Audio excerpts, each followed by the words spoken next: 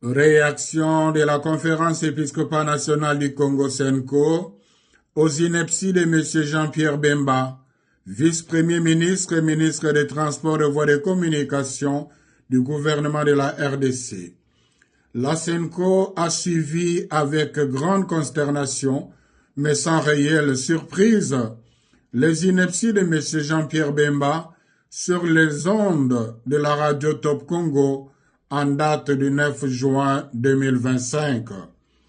Ici est de noter que, depuis la période électorale de 2023 jusqu'à ce jour, M. Jean-Pierre Bemba s'est attribué un rôle extrêmement dangereux, celui de proférer avec une légèreté déconcertante des allégations récurrentes, gratuites et infondées contre la Senko. Il multiplie des déclarations qui portent atteinte à la réputation de la Senko et risquent de compromettre le climat de confiance nécessaire à la cohésion nationale et au bien vivre ensemble dont le pays a tant besoin. En effet, au regard du contexte sociopolitique actuel, cette belliqueuse sortie médiatique donne à croire que M. Jean-Pierre Bemba peine à accepter l'option courageuse et salutaire prise par les institutions de la République et l'ensemble de la nation, celle de résoudre par des voies pacifiques la crise actuelle qui menace l'unité nationale et l'intégrité territoriale. Il y a lieu de se demander si, avec ces propos, M.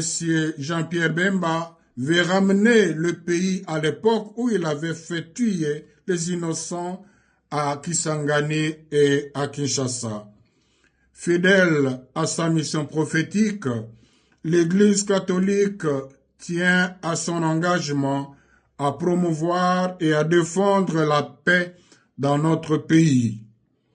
Il est donc inacceptable qu'un homme public mis par des considérations personnelles et une animosité manifeste envers ses concitoyens s'autorise à défier la raison, le bon sens et le respect dû aux institutions. Par ailleurs, il est étonnant que malgré la gravité des propos tenus par M. Jean-Pierre Bemba, il n'y ait aucune réaction des institutions de la République et de sa hiérarchie. Normalement, le procureur général près la Cour de cassation ainsi que l'Assemblée nationale devraient se saisir d'office de ce dossier pour faire toute la lumière sur les différentes allégations et en tirer les conséquences de droit. La Senko exhorte les fidèles catholiques à prier pour les concernés afin que l'esprit de paix descende sur lui et le détourne de la violence dont il fait la promotion. Dans le souci de protéger l'opinion nationale et internationale contre les manipulations grossières et de préserver les acquis des efforts communs de paix, elle se réserve en même temps le droit de saisir la justice. La Senko réaffirme sa détermination à défendre sans faillir les valeurs de vérité, de justice, de dialogue et de réconciliation.